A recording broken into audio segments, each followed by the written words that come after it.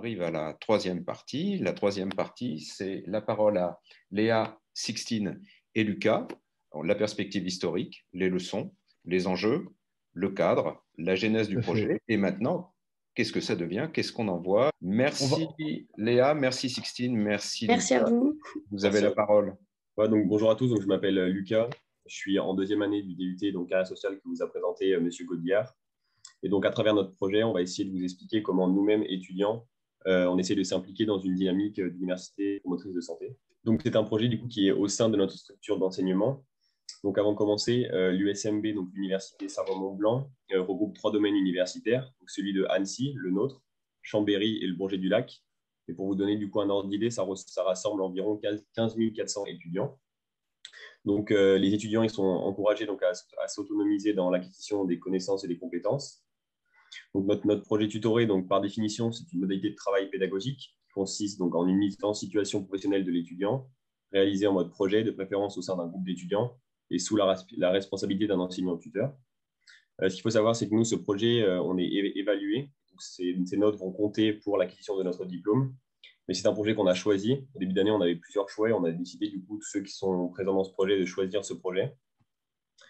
Et nous passons environ entre 2 et 4 heures par semaine sur ce projet collectivement. Et étant individuel, dépendent de nos tâches et de l'investissement de chacun. Donc, bonjour, moi je m'appelle Sixtine Muller et je suis en première année du DUT Carrière sociale option service à la personne. Et du coup, moi je vais vous parler plus précisément de notre département. Donc, c'est une formation technologique en sciences humaines et sociales ainsi qu'en sciences de gestion. Donc, on a beaucoup de cours sur les ressources humaines, sur le management ou encore de la communication, mais qui reste aussi beaucoup axé sur les enjeux de la santé, par exemple avec des cours sur l'hygiène et la sécurité.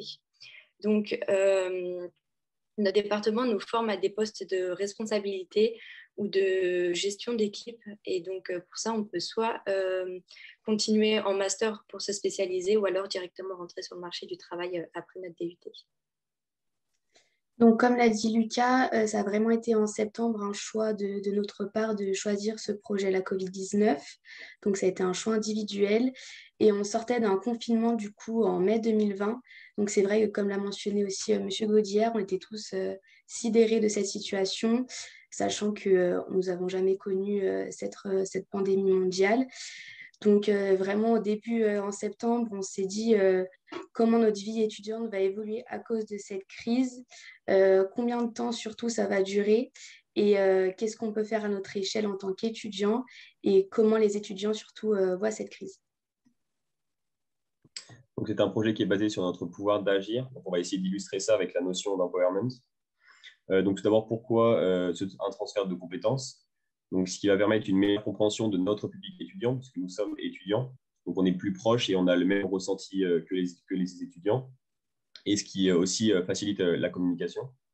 Et ça va également renforcer nos compétences. Pardon. Et donc, pourquoi c'est nous qui portons ce projet? Donc, c'est pour aider notre communauté dont nous faisons partie, afin de faire connaître les difficultés que les étudiants rencontrent face à cette crise, pour ensuite améliorer au maximum la santé au sein des structures d'enseignement. Et vraiment, ce qu'on appréciait du coup toujours dans la capacité d'agir, c'était vraiment qu'on avait le choix d'orientation de notre projet. Vraiment, c'est nous au début qui avons fait des propositions pour savoir où est-ce qu'on allait. Et on a tous des manières de penser différentes entre nous déjà étudiants, parce qu'on a tous des vécus différents face à cette crise, et aussi entre tuteurs. Donc vraiment, on a ressenti une réelle complémentarité dans ce projet. Et on a vraiment pu s'approprier le projet. Par exemple, on a créé l'identité visuelle que vous pouvez voir du coup sur le diapo, qui est le logo Coronado de notre questionnaire et de notre projet.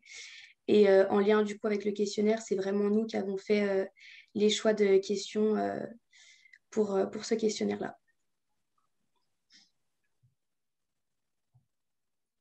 Donc, comme vous l'a dit Monsieur Godillard, ce projet se fait sur 2 ans pour le moment. Donc, il y aura forcément plusieurs étapes. Et pour bien le comprendre ainsi que le faire connaître, on a réalisé une infographie. Donc, vous pouvez voir une partie sur la diapositive qui regroupe nos 4 principaux objectifs que vont vous présenter Lucas et Léa. Donc, tout d'abord, nous avons du coup on a observé. Donc, au début, on avançait plutôt par tâtonnement. On ne savait pas trop un petit peu où c'est qu'on allait. Puis après, on a fait une rencontre avec Madame Evelyne Bercier, qui nous a vachement aidés autour d'un travail donc, collectif, autour d'un outil de diagnostic. Donc, on est parti d'abord d'un rapport d'étonnement que nous avons tous fait à l'IUT pour voir ce qui se passait réellement à l'IUT. Par exemple, il y a des étudiants qui utilisaient des techniques pour ouvrir les portes, etc., ce qui nous a étonnés et ce qui changeait par rapport à l'année dernière. Enfin, l'année dernière à notre première année. Et donc, du coup, nous sommes passés d'un rapport d'étonnement vers un questionnaire de santé publique. Donc, durant cette phase, nous avons rencontré plusieurs difficultés. Donc, tout d'abord, il y a le temps d'apprentissage du logiciel, donc Sphinx IQ, qui est notre logiciel où nous avons créé le questionnaire.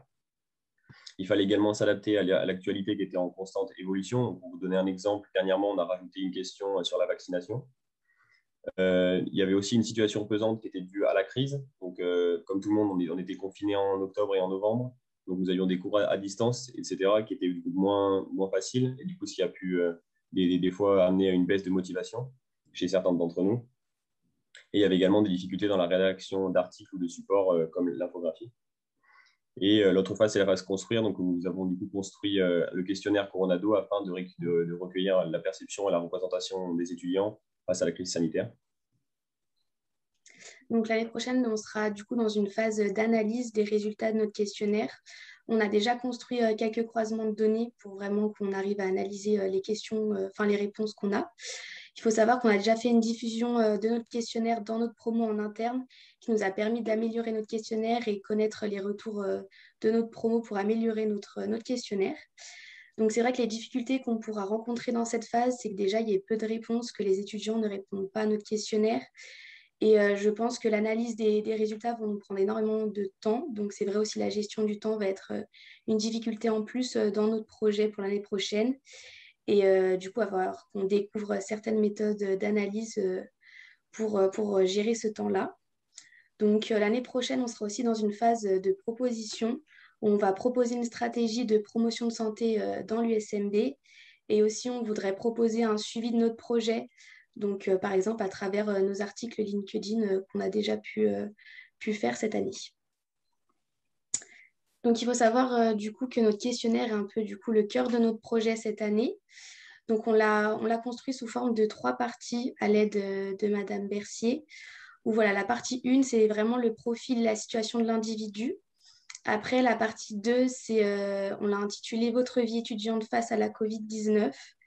Et après, vraiment, la partie 3 sur la perception du risque et de la Covid-19. Par exemple, vous pouvez retrouver du coup sur le diapo la question 15 qui fait partie de la partie 2 où on trouvait intéressant de savoir comment les étudiants franchissaient les portes, c'était comme d'habitude ou pas, savoir s'ils adoptaient une autre technique et par exemple laquelle, pour vraiment comprendre s'il y avait une conscience de changement d'habitude. Donc, c'est vrai qu'on a pu avoir quelques résultats de notre promotion, de notre promo.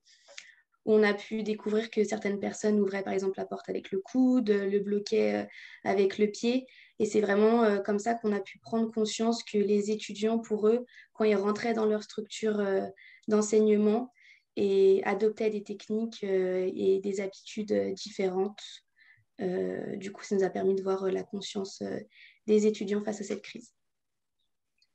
Notre questionnaire Coronado va nous permettre aussi de comprendre la perception des étudiants face au risque, et notamment du coup le risque du virus. Et on a pu remarquer que les étudiants ont moins peur d'attraper le virus et d'être contagieux plutôt que d'être isolés socialement et ne plus voir personne. Et ce questionnaire nous a également aussi permis de comprendre l'évolution de cette perception. Donc, comparé au premier confinement à maintenant, donc, comme vous pouvez voir à l'écran avec la question 31, la question 32, donc c'était au début de l'épidémie, vous sentiez-vous, et aujourd'hui, vous sentez-vous. Donc, c'était vraiment pour voir en fait le changement qu'il y avait eu de la perception des étudiants face à cette crise.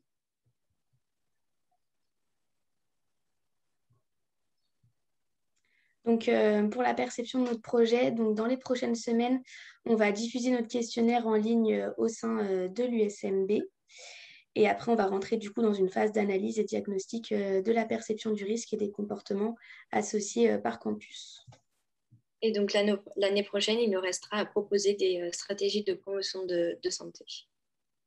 Et aussi également l'année prochaine, donc, comme M. Gaudière vous l'a dit, on va intégrer du coup de nouveaux étudiants qui vont rentrer dans le projet pour la deuxième année. Donc, ils vont plus être sur les stratégies de promotion de santé, mais on va devoir du coup les intégrer, leur expliquer pourquoi et comment ce qu'on a fait en fait cette année. Et donc, le but, ça va être de poursuivre et de finaliser une analyse donc, par campus. Donc, comme je vous l'ai dit au début, Annecy, le Bourget-du-Lac et Chambéry, pour mettre en place des stratégies de promotion de santé donc adaptées à chaque campus. Voilà, merci de nous avoir écoutés. Merci beaucoup pour ces compléments.